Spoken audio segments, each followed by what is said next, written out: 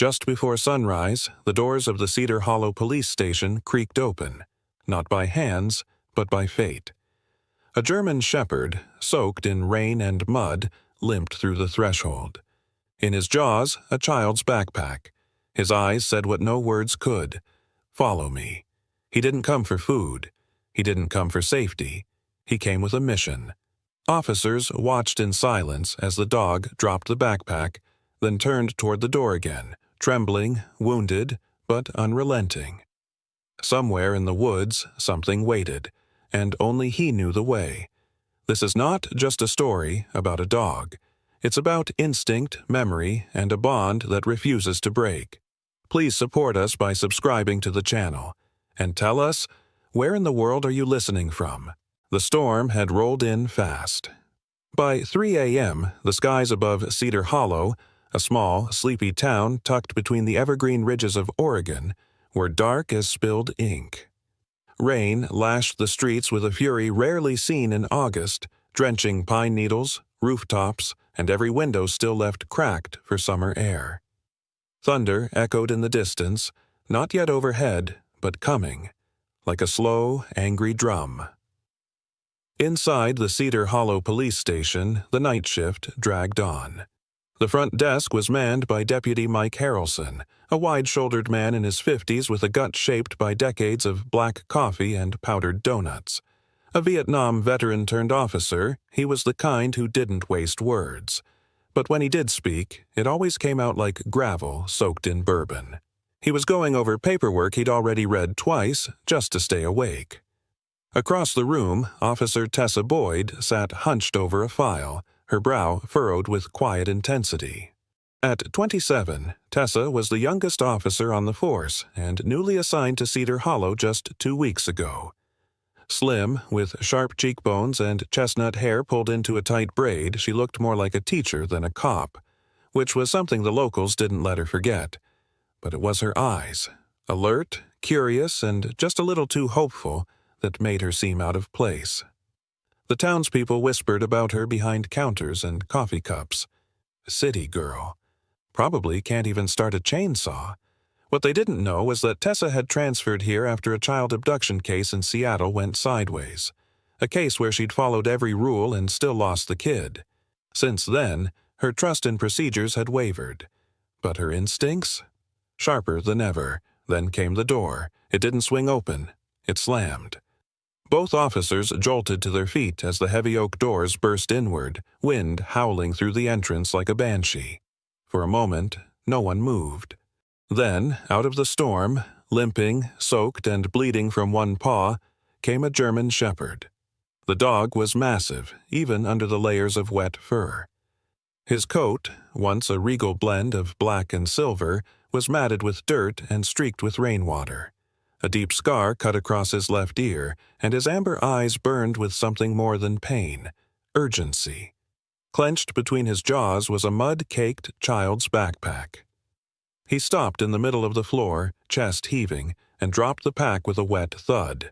"Jesus," Harrelson muttered, stepping forward. "What the hell?" But before he could get close, the dog growled, low and warning. Despite his injuries, his body tensed, a soldier on the brink, ready to protect what he had brought. Tessa stepped in front of Harrelson. "Wait!" Harrelson blinked. "You're not seriously—" "Look." She knelt slowly, arms out, careful not to spook the dog. "He's trying to tell us something." The German shepherd's tail didn't wag. His ears stayed pinned back. But his eyes, they flicked from her to the pack, then toward the door, then back again. A signal, a plea. Tessa reached for the backpack, her fingers brushing cold, wet nylon. She flipped it over. There it was.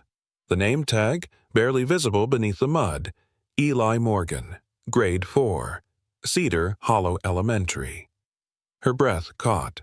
Eli had been missing for 24 hours. The boy had vanished the day before on his walk home from school. No one had seen him. No clues, no signs. The search teams had combed the woods. Helicopters scanned the tree lines. Nothing. Until now. Harrelson swore under his breath. "Well, I'll be damned." But Tessa didn't wait. She stood, her voice clear and cutting. "We need to wake Sheriff Logan and prep a team." Harrelson frowned. "You're not seriously thinking of following a dog?" "This isn't just a dog," she snapped, then caught herself. Softer. "Look at him. He's not lost. He came here, with a name, with a direction." The older man hesitated. "But the dog—" The dog moved again. He turned toward the door, limped forward, then stopped and looked back. Waiting. Tessa's heart pounded. Something deep inside her stirred. Something she hadn't felt in over a year. That strange, unshakable certainty that sometimes only instinct can explain. She grabbed her jacket. "I'm going with him." The rain had softened into a steady whisper by the time Tessa pulled her cruiser onto a gravel trail that bordered the northern edge of the woods.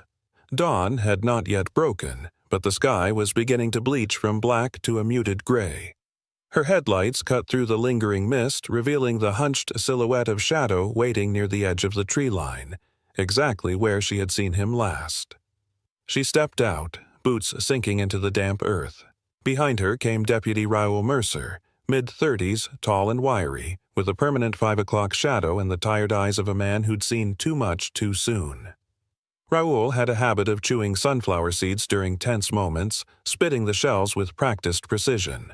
A decade ago, he'd left the state troopers in Boise after losing his partner during a traffic stop gone wrong. Since then, he'd been steady but skeptical, especially of anything that didn't follow standard procedure. "Let me guess," he said, glancing at the dog. "This is your guide." Tessa didn't answer. She crouched beside Shadow, brushing her fingers gently along the fur at his shoulder. The dog was still damp but alert, his body wound like a spring.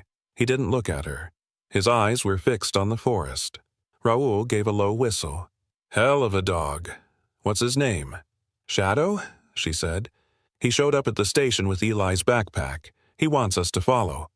"Of course he does," Raoul muttered, but didn't argue. He'd seen stranger things in his career. They followed Shadow into the woods, flashlights off to preserve their night vision. The trees grew closer here, tall Douglas firs and red cedars creating a canopy so thick it muted even the rain. The ground was uneven, slick with pine needles and broken branches. No cell signal, no radio clarity, just the hush of the forest and the rhythmic thud of boots against soft earth. Shadow moved in a focused trot, nose close to the ground, occasionally pausing to sniff a branch or the base of a tree. Tessa stayed a few paces behind him, her eyes scanning every shadow, every bend in the trail. About 20 minutes in, Shadow stopped. He sniffed at a low-hanging branch, then looked back. Tessa approached, shining her flashlight up. A small strip of fabric clung to the branch, bright blue nylon, torn and frayed. She took it between her fingers, cold and damp. "Matches Eli's jacket," she said. Raoul nodded. "Could have snagged it on the way through." Just beyond the branch, Shadow veered off the trail. They followed him down a steep embankment, sliding slightly on the wet soil. At the bottom, the forest floor opened into a narrow gully, flanked by moss-covered rocks and lined with shallow rivulets from the rain. And then she saw it. A partial footprint in the mud, small and bare, toes spread like the owner had been running. Tessa crouched beside it. "Barefoot," she murmured. "He lost his shoes." Raoul frowned. "If the kid was running from someone, he's hurt. Won't get far like that." Shadow growled. Not loud, but low and persistent. He was sniffing around a fallen log, his tail stiff, ears alert. Tessa joined him, pushing aside a clump of wet ferns. On the other side of the log, partially buried in mud, lay a plastic keychain. She pulled it free. It was shaped like a stylized heart with a strange emblem on it, a sunburst wrapped in 2 rings. The design looked vaguely familiar, but she couldn't place it. Raoul took a look and stiffened. "That's from the Clear Path Foundation," he said. "They ran that mentorship camp out west 2 summers ago. Got shut down after a couple complaints. Emotional abuse, if I remember right." Tessa stared at the keychain. Why would Eli have this? Raoul didn't answer. The question hung in the air like fog. Shadow began to whine, softly at first, then louder. pacing in a tight circle near a cluster of ferns at the edge of the gully. Tessa moved quickly, parting the brush. There, on the ground, was a faint smear of dried blood. A few feet beyond that, drag marks leading up a slope. Her stomach turned. "He was hurt," she whispered. "He tried to keep moving." Shadow stood at the base of the slope, looking back once before ascending with steady paws. They followed. The path grew narrower, more treacherous, the rain-slick rocks turning every step into a risk. At one point, Tessa slipped just a fraction, and Raoul caught her arm. "You okay?" he asked. She nodded. "Keep going." Shadow led them up toward a rocky outcrop. From there, the forest opened slightly, revealing the faint traces of a game trail. Along the edge of the path were more signs: a torn shoelace, a dented flashlight, a child's sock, each one a breadcrumb. Raoul's voice was tight. "He's leaving us a trail." "Not on purpose," Tessa said. "He's falling apart." As they pressed deeper into the woods, the trees thickened again, their trunks gnarled and ancient. The air turned colder. Shadow slowed, then stopped entirely at a fork in the trail. He sniffed left, then right, then growled again. Raoul lifted his flashlight. "What is it?" Tessa looked around, then saw it. A scuff on the bark of a tree to the right. Someone, or something, had passed through fast and rough. Shadow started down the right-hand path. This time they followed without hesitation. The sun had yet to pierce the forest canopy, but the world around them was growing lighter, a muted silver bleeding through the trees. The deeper they walked, the quieter everything became. No birdsong, no wind. Just breath, footfalls, and Shadow's unwavering pace ahead. Shadow veered off the trail again, nose to the ground, tail low and straight like a compass needle. Raoul sighed, chewing another sunflower seed. "Dog's relentless, I'll give him that." Tessa didn't respond. Her focus had narrowed to a razor's edge. Every movement Shadow made told her something. When he slowed, when he sniffed, when his ears twitched. He wasn't just leading them, he was reading the forest. The path narrowed into a steep incline, scattered with mossy stones and tree roots. Shadow climbed first, agile despite his earlier limp. When they reached the top, the terrain shifted. Sharp, uneven rocks jutted from the ground like ancient bones, forming a natural ridge that overlooked a sunken ravine about 15 feet deep. Tessa reached for her binoculars, scanning the rocky basin below. Her breath caught. At the base of the ravine, half covered in pine needles and mud, was a small body. "Eli." She didn't say it louder than a whisper. Her voice cracked anyway. The boy lay twisted against the stone wall of the ravine, one arm bent unnaturally beneath him. His jeans were torn at the knees, and a shallow cut ran along his temple. His face, pale and streaked with dirt, looked impossibly still. Shadow gave a sharp bark, then bounded down the slope with surprising speed. He reached the boy's side in seconds, sniffing his face and neck, then curled beside him, pressing his body close, sharing warmth. Raoul exhaled sharply. "He's still breathing?" Tessa was already descending, her boots slipping on the wet rock. It wasn't a clean climb down. The slope was steep, treacherous. At one point she lost footing and had to slide the final few feet, landing hard on her side. She ignored the pain. Kneeling beside the boy, she placed 2 fingers on his neck. A pulse. Faint. But there. She brushed the hair from his face, revealing wide freckles and dark lashes. 10 years old. Small for his age. Bruised, but alive. "Hey, buddy," she whispered. "You're okay now. We've got you." Eli didn't stir. Shadow let out a low, rhythmic whine and nudged the boy's shoulder with his nose. Tessa noticed his breathing was ragged, shallow. He was cold to the touch. Raoul called from above. "Radio's dead out here. I'll go back up the ridge, try to raise the paramedics. You stay with them." Tessa nodded. She glanced around the basin. It wasn't just a fall, it looked like he'd been hiding. The rocks and tree roots above had made a natural overhang, almost like a shallow cave. Branches and brush had been dragged across the front as a makeshift cover, and near his side, barely visible beneath the debris, was his backpack. She pulled it out slowly. It was soaked through, torn at one strap. She unzipped it with care. Inside, a smashed granola bar, a child's flashlight out of batteries, and a crumpled, wet piece of lined paper, torn from a notebook and scrawled in shaky pencil. "His name's Mr. Dean. He said he knew my mom. I saw him at the Learning House last week. I didn't like how he looked at the others. Please tell someone if I don't come back." Tessa read it twice, her heart sinking with each word. The Learning House was the tutoring center on Main Street, a quiet, well-kept place known for working with underprivileged kids. She'd passed it every day. The staff had always seemed professional, courteous. This changed everything. She looked back at Eli. The boy hadn't made this note on a whim. He wrote it as a warning, something to leave behind just in case. He knew something wasn't right, and someone was watching him. Shadow shifted beside them, his ears twitching. Tessa reached over and stroked his head. "You found him," she whispered. "You really found him." A soft grunt echoed from above. Raoul finally raising someone on the emergency band. Tessa heard static, then words. "Med-evac en route. ETA 12 minutes. Relief surged through her chest, but it wasn't over yet. Eli stirred, just barely. His fingers twitched.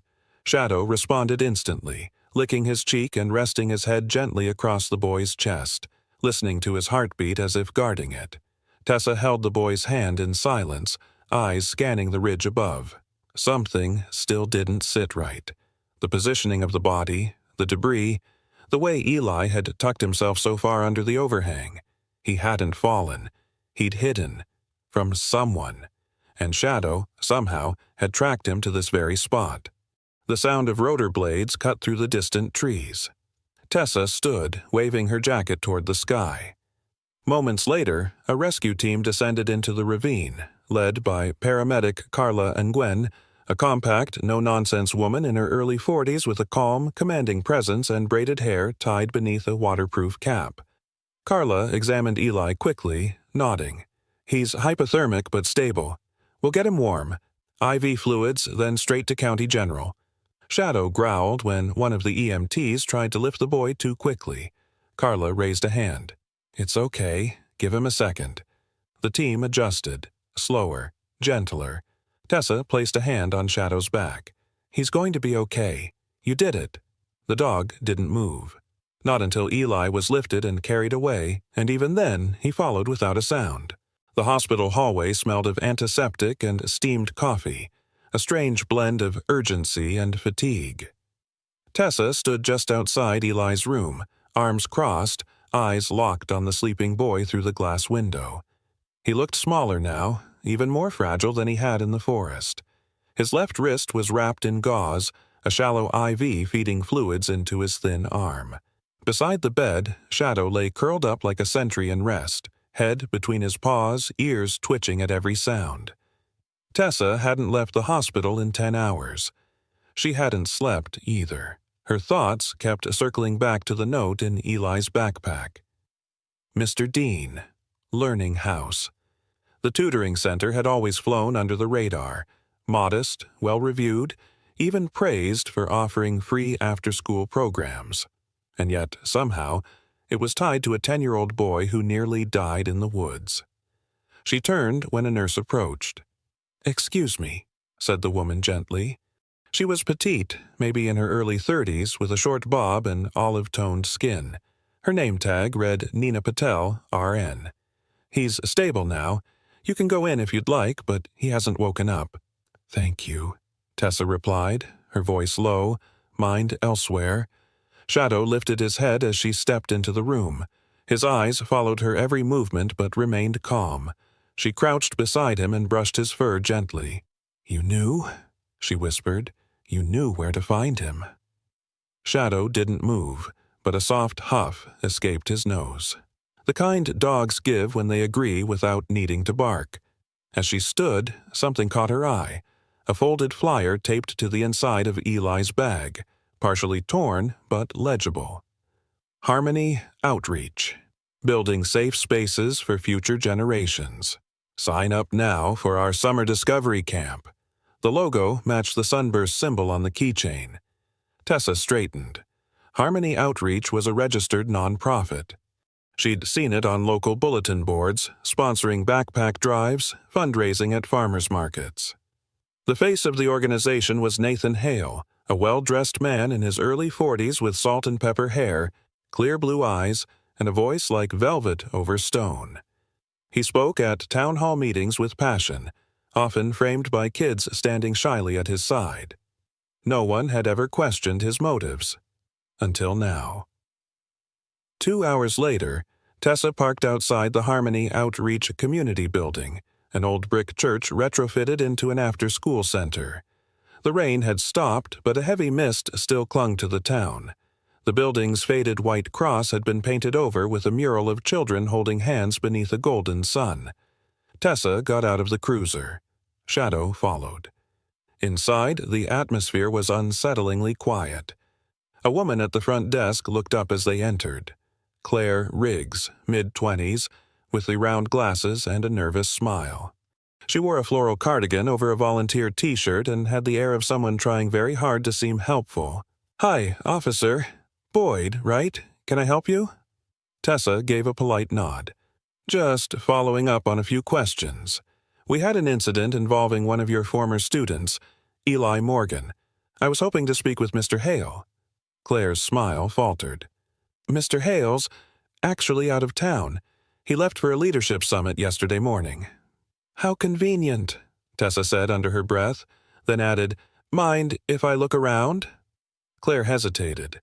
I'm not sure that's—" Shadow suddenly growled, low and deep, his body angled toward the hallway to the left.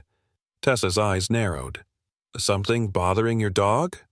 Claire swallowed, clearly unsure whether to answer or pretend nothing was wrong. Without waiting, Tessa moved past the desk and down the hall. The building had been partially renovated, with classrooms and play areas decorated in bright colors, but something felt off. Too polished. Too curated. Shadow stopped abruptly outside a supply room. He sniffed the base of the door, then scratched once, deliberately. Tessa tried the knob. Locked. She turned to Claire, who had followed in a fluster. "Got a key?" I think so," Claire murmured, fumbling in a drawer nearby. She handed over a ring of keys with trembling fingers. Tessa unlocked the door and stepped inside. The room was small, lined with boxes of art supplies and shelves of labeled storage bins, but behind one row of cubbies was a panel in the drywall that didn't quite sit flush. Shadow scratched at it again. Tessa knelt, pressing her fingers along the edge. The panel popped inward with a quiet click. Inside was a narrow crawl space and a black plastic case. She opened it. Inside, a hidden surveillance DVR. Hardwired, advanced.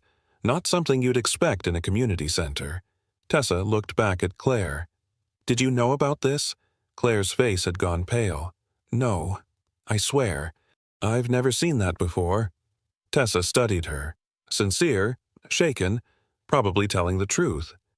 "Who else has access to this room?" Claire hesitated. "Just Mr. Hale, and maybe Mr. Dean. He was the IT volunteer for a while." The name landed like a stone in Tessa's chest. She stepped back into the hallway, voice level. "Is there a child named Mia Patterson on your registry?" Claire blinked. She was here last summer. She stopped coming after the July session. Why?" Tessa's jaw clenched. "Where's her contact file?" They found it in the office, but the phone number was disconnected, and the listed address had no apartment number. Shadow, meanwhile, had wandered into the coat closet just outside the rec room. He stopped beside a hook, sniffed hard, and let out a sharp, guttural bark. Tessa stepped over. A small jacket hung there, child-sized, with a name tag that read Mia P. Shadow sniffed it once more, then growled low and steady, his ears pulled flat. He knew the scent. He remembered it. Tessa knelt and looked him in the eyes. "You've smelled this before, haven't you? Was she with Eli's kidnapper?"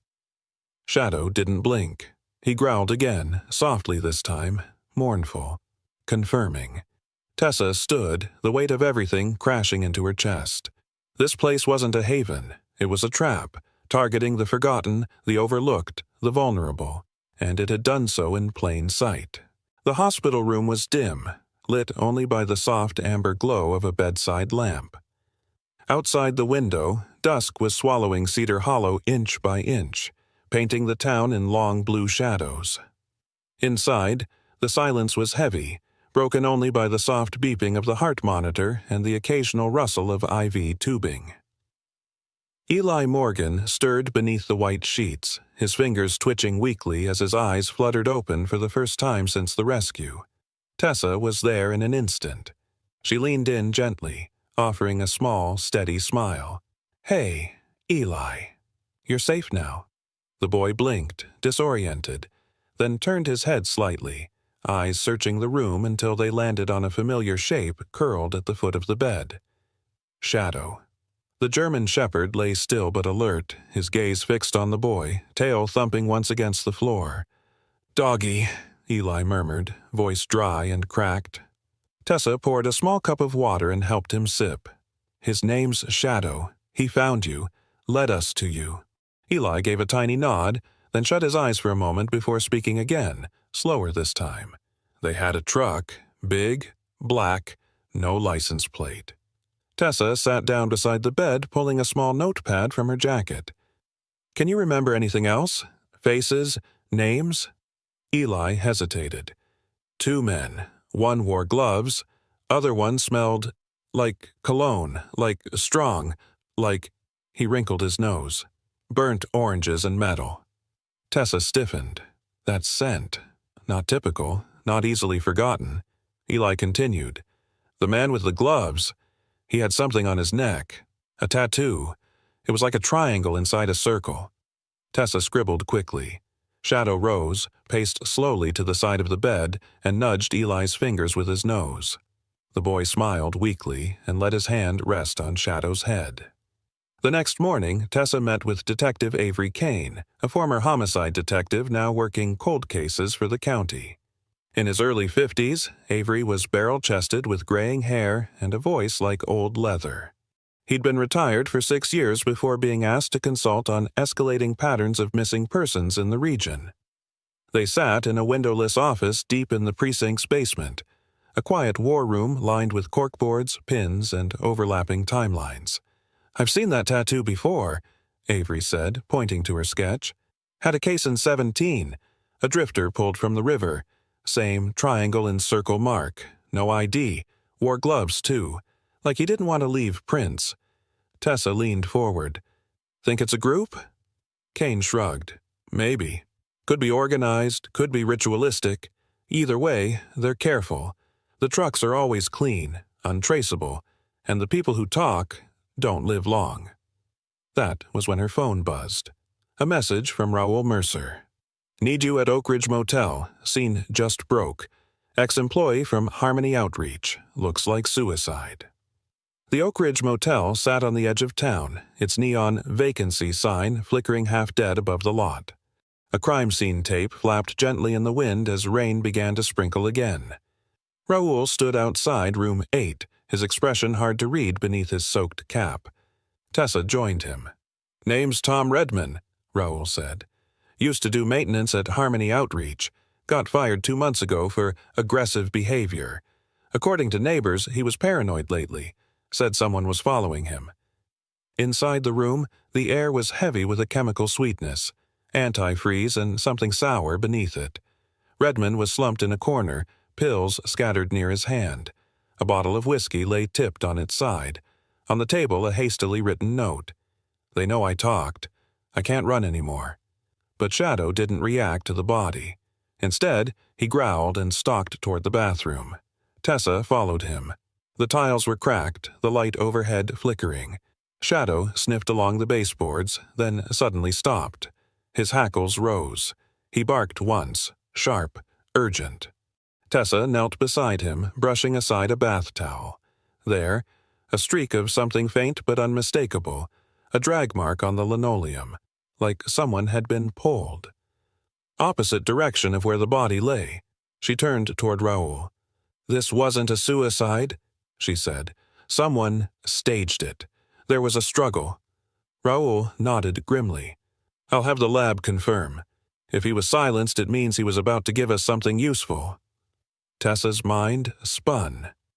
She pulled out a vial from her pocket, carefully sealed. Earlier that morning, she had collected a sample of the scent from Eli's backpack, the strange cologne Eli described. Now, she uncapped it near Shadow. The dog inhaled, ears twitching sharply. Then, without hesitation, he turned and bolted toward the hallway, nose low, growling softly. "Shadow, wait!" She and Raoul chased after him, past the motel office and into the parking lot. Shadow stopped beside a gray SUV parked under the trees, sniffing the tires, the driver's side door. Then he looked up and let out a deep guttural growl, the same sound he'd made at the outreach center. Tessa crouched and touched the hood, still warm. "He was here," she whispered, "the man with the cologne." Raoul looked around. He might still be close. But the woods beyond the lot were too dense. Whoever had come here was gone, a phantom moving through smoke. Shadow continued to sniff the perimeter, his body language tense, alert.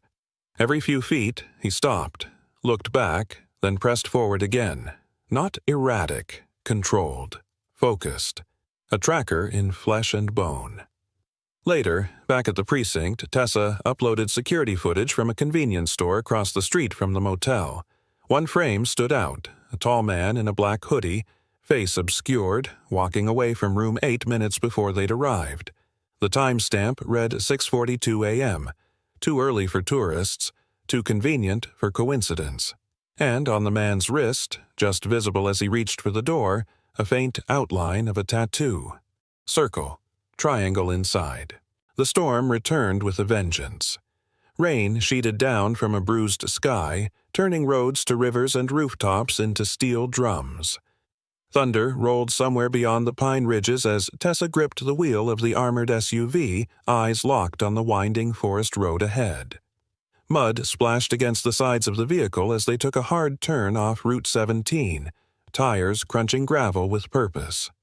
12 miles north of Cedar Hollow, buried in a clearing no map cared to mark, sat a crumbling industrial shell. A long-abandoned storage warehouse left behind after the timber companies pulled out a decade ago. No electricity, no signage, just rusted siding and a rotting tin roof slouched like a broken spine under the weight of time. The coordinates came from a signal pinged off the burner phone used by the man in the motel footage, the one with the triangle and circle tattoo. It had been active for only 9 seconds before vanishing again, but it was enough, a final breadcrumb. In the back seat, Shadow paced, muscles tight, ears pivoting.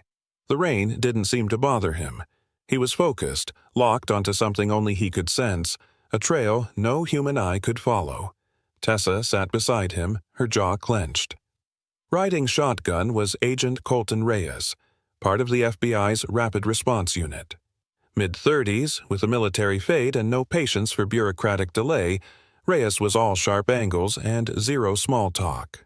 His reputation came built on precision, discipline, and a single failed mission that had turned him from quiet tactician to relentless field lead. Behind them, a second SUV held 2 more agents and Raoul Mercer, who had insisted on joining despite his busted ribs from a recent fall during a warrant raid. Raoul was built like a tree but moved like he'd learned not to trust his joints after 35. Loyal to a fault, he'd refused to be sidelined when he heard the name Warehouse in the Pines. They reached the perimeter just past 5 p.m. Reyes raised a fist, the signal to cut engines. The clearing was cloaked in mist, rain falling in dense sheets. The warehouse loomed ahead, flanked by rusted loading docks and pallets of forgotten debris. Tessa scanned the building. No visible cameras, one access point. Raoul spoke over the radio. Thermal drone picked up 4 warm bodies inside, maybe more. Heat signatures inconsistent. Movement patterns suggest nervous pacing. Then came the bark. Short, sharp, certain. Shadow had moved to the building's right flank, nose pressed to the seam of a metal roll-up door. He growled low, then looked back at Tessa. "He's found something," she said. "Again." They breached at 5:17 p.m. Reyes led the primary team through the front with riot shields and suppressed carbines. Tessa and Shadow flanked right, moving alongside Raoul to the loading dock entrance. Rain slicked the metal stairs as they ascended, boots silent, adrenaline high.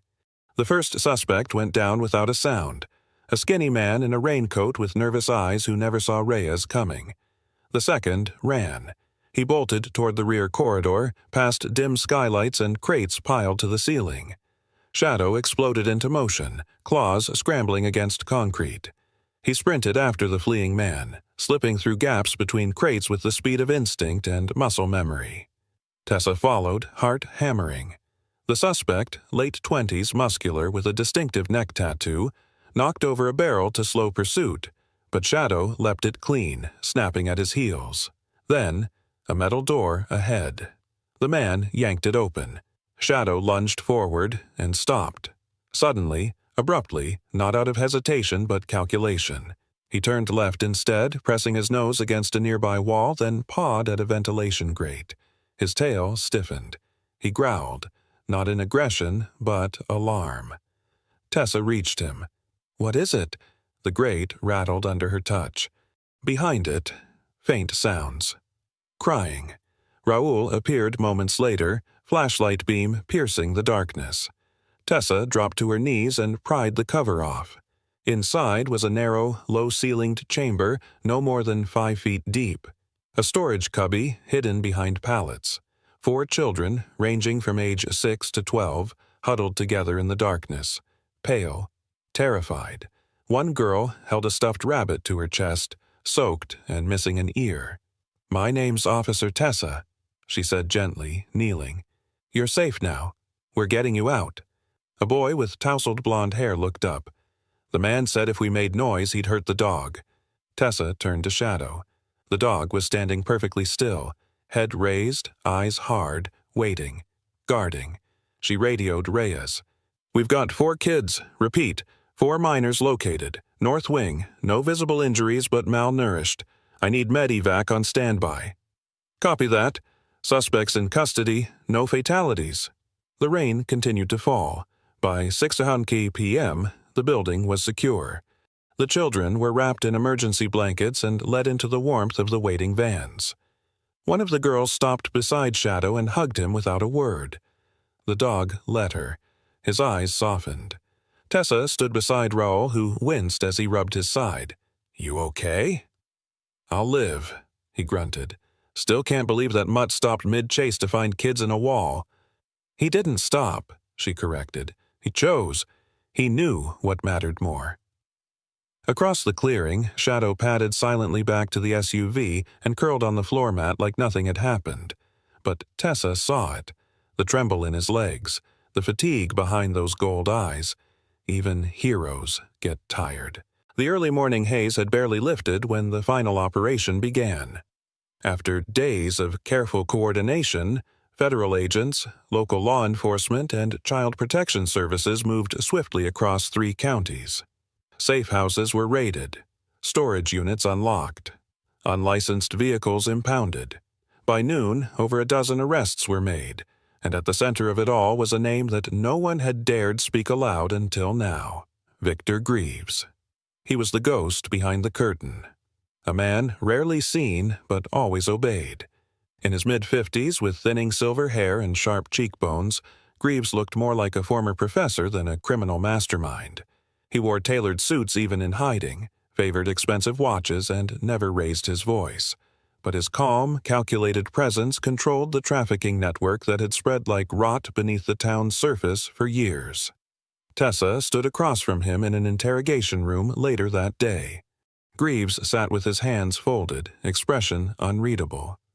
"You thought no one would come looking," she said. Greaves offered a small smile. "I thought no one would believe the ones who'd try." He wasn't wrong. That was what made him dangerous. Outside, the wind howled. Rain came again, this time in fits and starts, as if the storm was reluctant to leave until the last shadow had been exorcised. Down the hall, in the temporary command post set up in the community center gymnasium, volunteers passed out blankets and cocoa to the rescued children. Eli was sitting on a folding chair wrapped in a navy fleece, a bandage still across his temple. Beside him sat Shadow, tail curled around his legs, bandaged shoulder rising and falling with each slow breath. Shadow was alive, but hurting. The incident had happened less than an hour before Greaves's arrest. One of his lieutenants had made a last-ditch attempt to escape, a battered pickup truck hidden behind the far edge of the warehouse perimeter. The driver had spotted an opening and floored the engine. Most of the team had been on the opposite side of the compound, chasing down intel. There was no time. Except for Shadow. The German Shepherd had seen the vehicle barreling toward the edge of the forest road, a direct line through the mobile command zone. Children were still nearby. He didn't hesitate. Witnesses described it later, a flash of silver fur streaking across the path, a thundering growl, a leap that slammed against the truck's front grille. The driver swerved just enough to miss the group of agents and children being escorted out of the woods. The truck crashed into a pine. Shadow had taken the hit. Not fully, but enough. Now, wrapped in gauze with pain meds flowing through an IV drip taped to his hind leg, Shadow lay on a makeshift bed in the gym's back corner. A volunteer named Marcy Liddell, a retired nurse with salt and pepper curls and a heart for strays, sat quietly beside him. She hummed a tune from the 70s while dabbing a damp cloth over his head. "He's strong," she said when Tessa approached, "but he needs rest, a lot of it." Tessa knelt beside the dog, hand on his fur. "You did good, soldier." Shadow opened one eye briefly, then closed it again. Eli approached quietly. In his hands was a piece of construction paper folded into a card. On the front, drawn in thick crayon lines, was a picture of Shadow, a cape fluttering behind him, a gold star on his chest. Above the drawing, "Best friend, my hero." He placed the card beside the dog's paw. "He saved me twice," he said. "That makes him magic." Tessa smiled, though her throat tightened. Around them, whispers started to grow. First among the officers, then the volunteers, then the local press. Stories of Shadow's rescue, his tracking abilities, how he had never left Eli's side. How he had led them to the hidden room. How he had stood between danger and every child in harm's way. The headlines the next day read, "Cedar Hollow's hero has 4 legs. Shadow, the dog who wouldn't quit. Rescued once, rescuer forever." The town responded in kind. A fundraiser began within hours.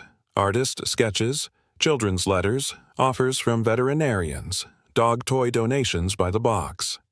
Even the mayor, a plump, always sweating man named Harvey Keene, known more for ribbon cuttings than empathy, visited the command center with his wife and brought Shadow a custom-made vest stitched with the words, "Honorary Officer."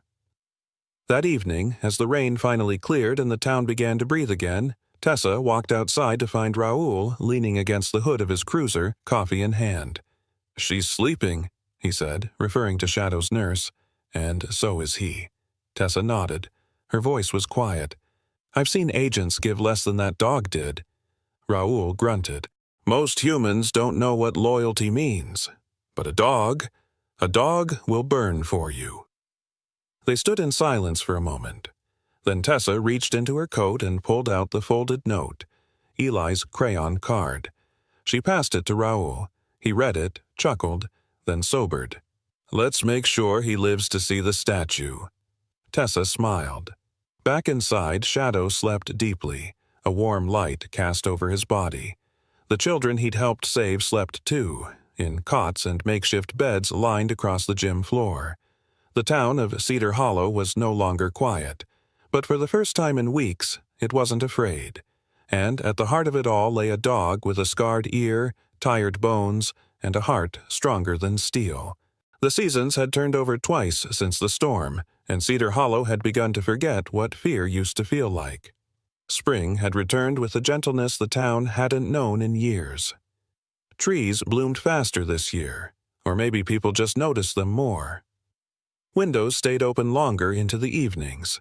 Porch lights flicked on out of habit, not dread, and at the heart of it, in a tidy house at the edge of Briar Lane, one dog lay on a sun-drenched porch and watched the world slowly heal. Shadow, the German shepherd with the scarred ear and lion-hearted eyes, was a little slower now. His gait had a slight hitch, a lasting gift from the collision that nearly ended him. His muzzle had frosted with time, but he wore it like armor. He had nothing to prove. The Morgan house had become his home. Eli Morgan, now 11, taller, with freckles beginning to fade into adolescent bones, never left his side. They were a pair, boy and dog, bound by things that didn't need words. On school mornings, Eli sat beside Shadow with a book while the school bus rounded the corner. On rainy nights, they curled up on the rug like survivors, which they were. Inside the house, Rachel Morgan, Eli's aunt and legal guardian, moved through the kitchen humming softly. Rachel was in her early 40s, athletic build, cropped dark hair, and a quiet, maternal air about her. A former wilderness guide turned trauma counselor. She'd returned to Cedar Hollow after her sister passed away, Eli's mother. The tragedy had reshaped her life, and now her entire world revolved around one boy and the dog who refused to leave him. Tessa visited often. Now, Detective Tessa Boyd, she wore her badge with a new gravity.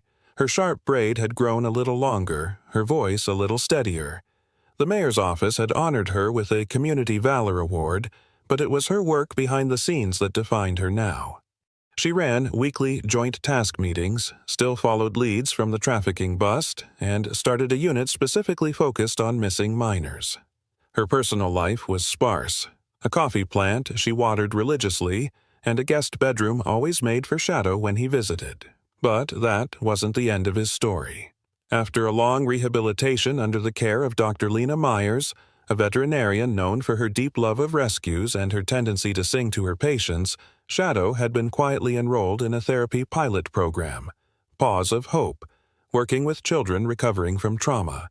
Shadow became the program's unexpected success story. Every Tuesday and Thursday, Rachel drove Shadow to the Pinewood Recovery Center, where he wore a green vest labeled Certified Therapy Dog. Children with shadows behind their eyes would wait by the window. Shadow didn't bark, didn't perform tricks. He just sat, present, patient. He let them approach first. He let them trust him in their own time. A boy named Leo, age 7, who hadn't spoken since being rescued from a trafficking ring, said his first word while brushing Shadow's back, safe. A girl named Nina, burned by a foster father, rested her head on Shadow's chest and cried for 15 minutes straight. Shadow didn't move the entire time. To them, he wasn't just a dog. He was proof that you could be broken and still be good.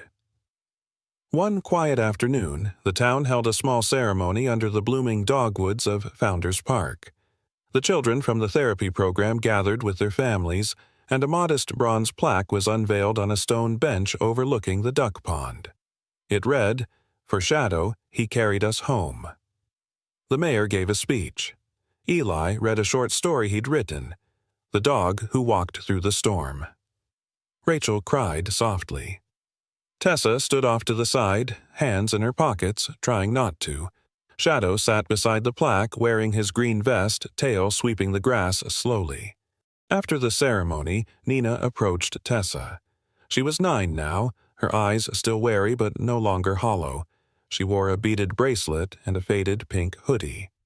"Can Shadow come to school with us?" she asked. Tessa smiled. "You'll have to talk to his boss." Nina giggled and ran off to find Eli.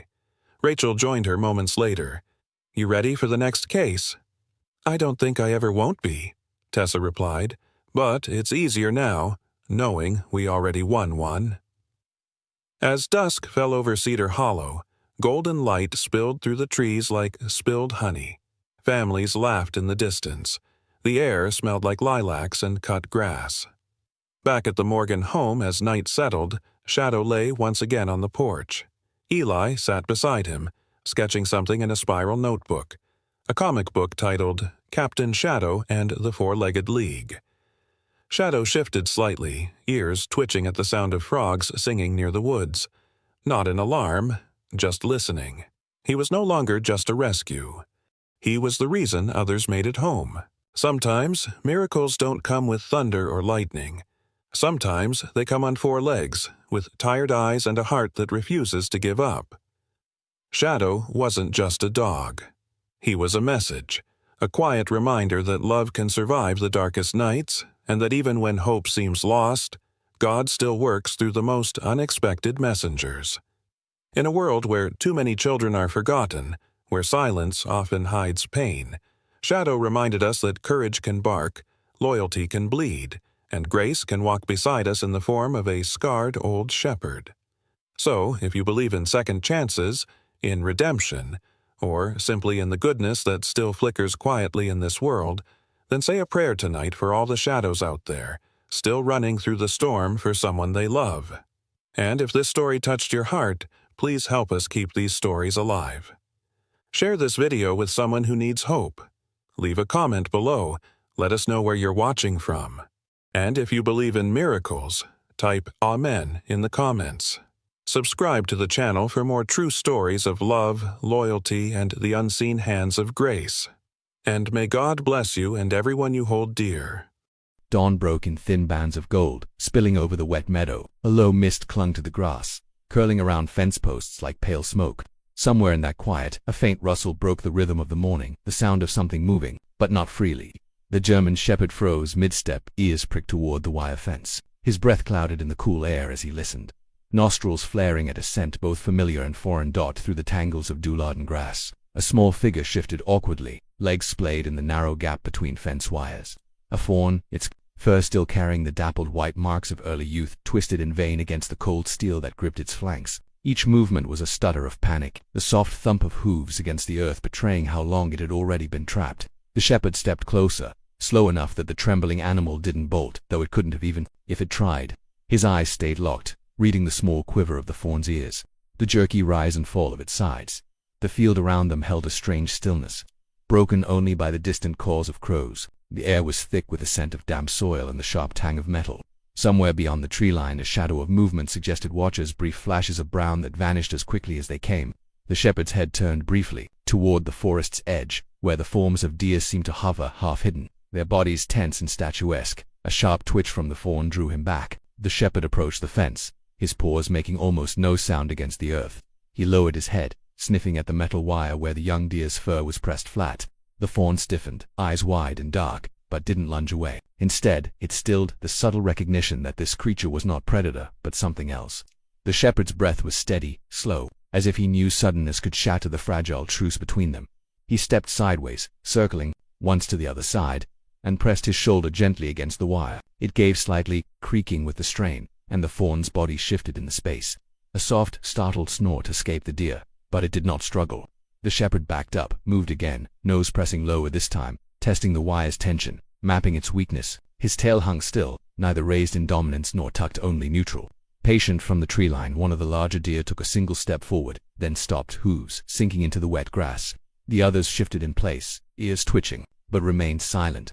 Their attention was absolute, fixed on the 2 figures by the fence. The fawn's breathing had steadied now, each rise of its sides matching the shepherd's still.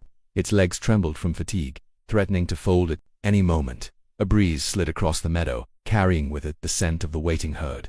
The shepherd paused, his eyes flicking once more toward the trees. Perhaps he understood, in his own way, that this was not just about the small creature before him, but about the eyes watching from afar and the invisible thread that bound them together. He leaned forward again, pressing harder this time, his claws digging for purchase in the soil. The fence shuddered, a low groan echoing through the mist. The fawn shifted almost imperceptibly, its hind legs sliding an inch closer to freedom. A droplet of dew slid from the shepherd's whiskers as he stepped back, measuring the gap. Somewhere in the forest's edge, a hoof struck the ground, a sound not of alarm but of readiness. The waiting herd was no longer still. The shepherd turned back to the fence, muscles tensing for another push, and then, just as the morning sun broke fully over the horizon, gilding the mist with fire, the wire gave a sharp, metallic snap. The metallic snap rang out across the meadow, sharper than the morning air. The fawn jerked, startled by the sudden release, its ears flicking wildly. For a heartbeat it stood frozen, legs braced, unsure whether to trust the new gap in the fence. The shepherd stepped back, lowering his head slightly, his gaze steady but unthreatening. He did not lunge forward or attempt to force the young deer through his role. It seemed was to create the chance, not to dictate what happened next. The fawn's sides heaved with quick breaths. The scent of the forest, now stronger, carried in faint pulses by the wind. A faint murmur of movement stirred among the trees. One of the larger deer shifted into the open, head high, muscles taut beneath its coat. The herd was no longer just watching, they were calling silently. The presence, a steady gravity pulling the fawn home. But freedom was not immediate. The gap was narrow still. The wire bent only enough for something small and desperate to slip through.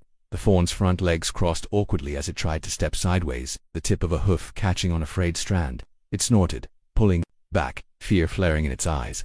The shepherd moved again, pressing his shoulder to the wire a second time. The fence shuddered, widening for a moment, and the fawn's leg slid forward another inch. Then a sound broke the fragile stillness, distant at first, but growing. A sharp bark, not of a deer, but of another dog. It carried from the far edge of the meadow, deeper and more staccato than the shepherd's voice. The fawn froze entirely, head snapping toward the noise. The shepherd's ears swiveled too, his gaze narrowing, somewhere beyond the crest of the hill. Movement broke the grass, the dark silhouette of another canine, its gait brisk and purposeful. This was not a companion. The new dog's hackles were raised, and even at a distance its posture was hard-edged. It moved like an intruder guarding a claim, cutting a direct path toward the shepherd and the trapped fawn. The herd shifted uneasily at the tree-lined hooves, stamping in a rising rhythm. The air seemed to tighten, holding its breath. The shepherd took a single step forward, placing himself between the approaching dog and the fawn. His stance was lower now, weight balanced over his front paws, tail held straight behind him. He did not growl, but his stillness was its own warning. The fawn remained half entangled, turning its head from the gap in the fence to the line of trees, torn between the pull of safety and the fear of movement under threat. The intruding dog slowed. As it neared, head lowering, lips just beginning to curl, its eyes darted briefly to the fawn, then locked on the shepherd. No words, no sounds passed, only the charged silence of two animals measuring each other's intent. The shepherd's muscles rippled subtly, the faintest twitch along his flank, but he held his ground. Behind him the fawn made another attempt to push through the fence, hooves scraping the earth. The shepherd's ear flicked back at the sound, a sign he knew the window was closing. The other dog could lunge at any moment. The herd's leader, a tall doe with a scar cutting through her left ear, stepped further into the open, her neck arched, nostrils flaring, as if to lend the fawn strength from afar. The rest of the herd stayed behind, shadows under the canopy, but their presence seemed to press forward like a tide against the edge of the clearing. The intruder advanced another pace. The shepherd answered by lifting his head, his eyes unwavering. Still no sound. The meadow had become a narrow thread stretched between two possibilities, escape or collapse. The morning light, once warm, now seemed cold against the wet grass. The fawn's shoulder slipped partially free, the wire pressing against its ribcage one last time before giving way. A tremor ran through its body. The shepherd flicked his eyes toward it just once, and in that split second the other dog stepped forward again, closing the gap. The shepherd returned his gaze immediately, tension hardening in every line of his frame. For a moment, all three stood locked in place, the trapped fawn, the shepherd guarding it, and the intruder testing the edges of his courage. The forest waited, the herd waited, even the wind seemed to wait. The fawn took a trembling half-step toward the open field, and just as it did, the intruder's ears pinned back and its shoulders bunched, ready to move.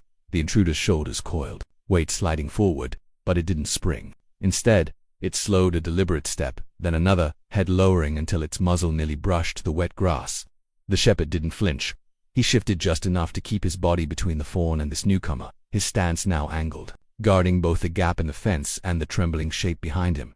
The fawn's legs quivered with exhaustion, its breath quick and shallow, yet something in its eyes had changed. The wide, glassy panic of earlier had given way to a sharper focus, as though it finally understood the meaning of the shapes beyond the tree line. The herd was not merely watching, it was waiting for it to choose. The intruding dog lifted its gaze for a moment, not at the shepherd, but toward the forest. Its ears tilted back ever so slightly, and in that fleeting moment the tension shifted.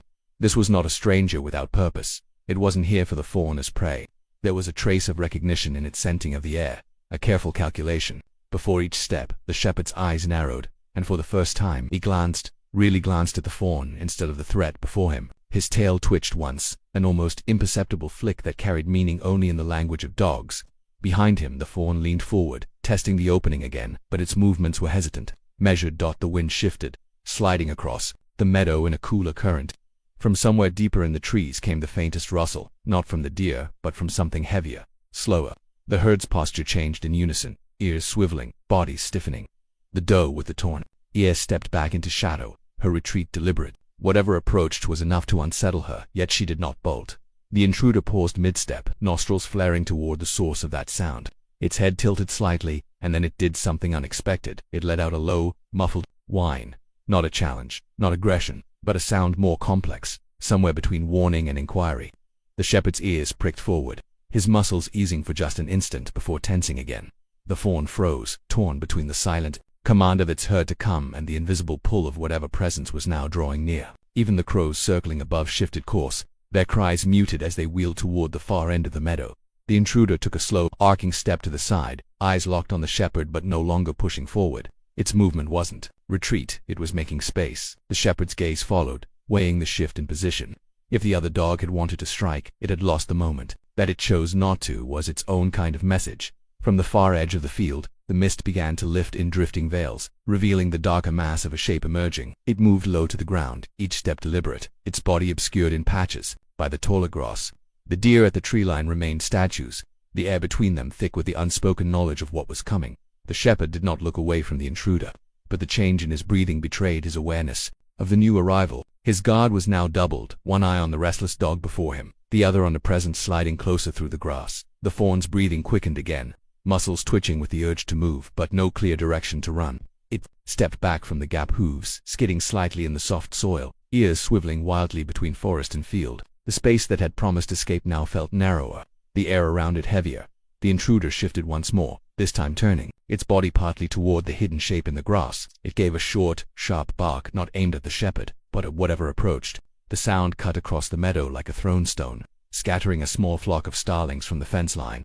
The herd reacted instantly, the front line of deer stepping back into the shadows. Only the scarred doe held her ground at the edge of the trees, her eyes unblinking, her body still but ready. The shepherd's tail stiffened, the tip vibrating with contained tension. The intruder's hackles rose again, though its eyes stayed fixed on the unseen movement in the grass. Silence fell so deep it seemed the meadow itself was holding its breath. Only the wind moved now, carrying the scent of something that didn't belong to either forest or farm. And then, faint but undeniable, the grass ahead rippled in a slow, advancing wave. Whatever was coming had not yet shown itself, but each step brought it closer, its presence settling over the field like a shadow before the storm. The ripple in the grass drew closer, its path steady and unbroken, until the first glimpse of movement surfaced, a tawny shoulder sliding above the stalks, the curve of a muscular neck. The scent hit first, sharp, wild, predatory. The deer at the tree line recoiled another step, their hooves thudding softly in the damp earth.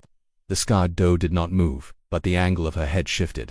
One ear pinned forward toward the intruder in the grass, the other angled back toward the fawn. She knew what was coming. The shepherd adjusted his stance without breaking eye contact with the other dog, his body now angled to keep both the advancing shape and the trembling fawn in his periphery. His breath deepened, not with fear, but with readiness, the deliberate oxygenation of a creature preparing for sudden action. Behind him, the fawn pressed itself against the bent wires of the fence, caught between two opposing urges, to run to its herd or to stay. Behind the one animal holding the line in front of it, the tawny figure emerged fully now, a young cougar, ribs showing faintly beneath its coat, eyes locked on the scene before it. It moved in a low stalk, paused silent against the grass, each step flowing into the next, without wasted motion. This was no random wanderer. Hunger had brought it here. The cougar's gaze swept over the shepherd, the fawn, and the intruding dog, in a slow, calculated sequence, as though sorting each into the role it might play. The intruder broke the silence with a bark, sharper than before. It wasn't a call for help. It was a warning, a claim. The cougar halted, head lifting, tail flicking once. Its ears twitched toward the sound, but its gaze returned to the fawn almost immediately. The shepherd moved forward half a pace, his head lowering, the hair along his spine lifting just enough to catch the light. The fawn's hooves skidded on the soft soil as it shifted sideways, trying to keep the shepherd between itself and the cougar. Its breath came in rapid bursts now, steam curling from its nostrils in the cool air. The herd shifted again at the tree line, a nervous ripple running through their ranks. The scarred doe took a single deliberate step forward, but no more. The cougar began to circle, testing the boundaries of the standoff. Its paws traced a slow arc through the grass, forcing the shepherd and the intruder to adjust in mirrored movements.